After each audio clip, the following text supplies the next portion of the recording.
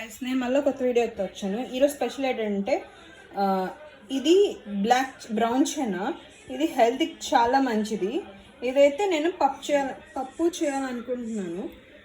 నేను brown chana 1 cup తీసుకున్నాను. బౌల్లో వేసి కొంచెం నానబెడతాను.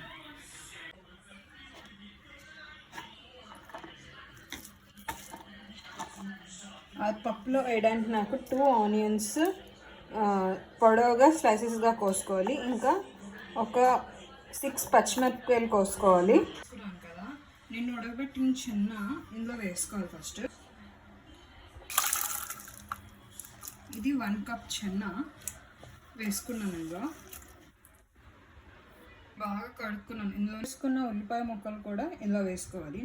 ఉల్లిపాయల ముక్కలు, పచ్చిమిరపకాయలు, వేసుకున్న టమాటా. ఇది ఒక 2 టమాటాలు, ఒక 2 టమాటాలు కట్ చేసుకున్నవి అందులో వేసుకో. కొంచెం పసుపు, కొంచెం ఉప్పు, కొంచెం కారం అన్నీ వేసుకొని మనకి ఇది ఒక 5 నుంచి 6 విజిల్స్ వచ్చిన వరకు బాగా ఉడకబెట్టుకోవాలి.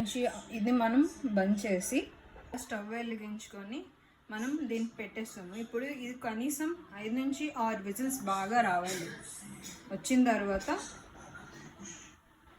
5 విజిల్స్ అయితే ఆల్మోస్ట్ కంప్లీటెడ్. ఇప్పుడు ఇది తీయాలి. ఇది బాగా కవం కొట్టాలి. ఇది చల్లగా అవ్వాలి. చల్లగా అయిన తర్వాత ఈ మిశ్రమాన్ని మనం మిక్సీ కొట్టాలి. పప్పు కింద ఇది నేను మిక్సీ జార్లో తీసుకున్నాను. ఇది నేను ఫైన్ పేస్ట్ చేస్తాను. ఇప్పుడు ఇలాగా అదిని పేస్ట్ చేసుకున్నాను కదా, మిగతా వాటర్తోని కలిపి పప్పు ఉడకబెడదాం. ఇప్పుడు పప్పు మిక్సీ కొట్టాం కదా, అది అన్నీ కలిపేసి కొట్టాం కదా, అది మనం బాగా కలిపి ఇలా కలుపుకోవాలి. ఉడికించి ఆఫ్ చేసి మనం పోపుకి సిద్ధంగా ఉందాం. పోపు పెట్టుకోవడానికి నేను ఆయిల్ వేసుకోవాలి. ఆయిల్ వేడుకున్న తర్వాత ఇది తెల్లుల్లిపాయలు వేసుకోవాలి. తెల్లుల్లిపాయలు, వాము, జీలకర్ర, ఆవాలు, మినప్పప్పు, కొంచెం మెంతులు, కొంచెం ఒక 3 రెమ్మల ఎండుమిరపకాయలు, కరివేపాకు. ఇది వేస్తే మన పప్పుకి మంచి ఫ్లేవర్స్ దిగితే చాలా బాగుంటుందండి. బాగా వేగనివ్వాలి.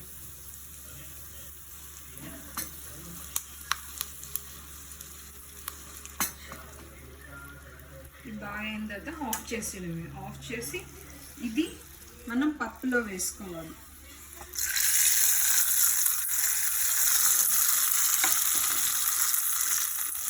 పప్పులో వేసుకొని బాగా కలుపుకోవాలి. వేసిన తర్వాత ఫస్ట్ మనం మూత పెట్టాలి. మూత పెడితే మనం తాలింపు వేసిన తర్వాత ద అరోమా వదులుతుంది కదా, అది దానిలోనే ఉంటుంది.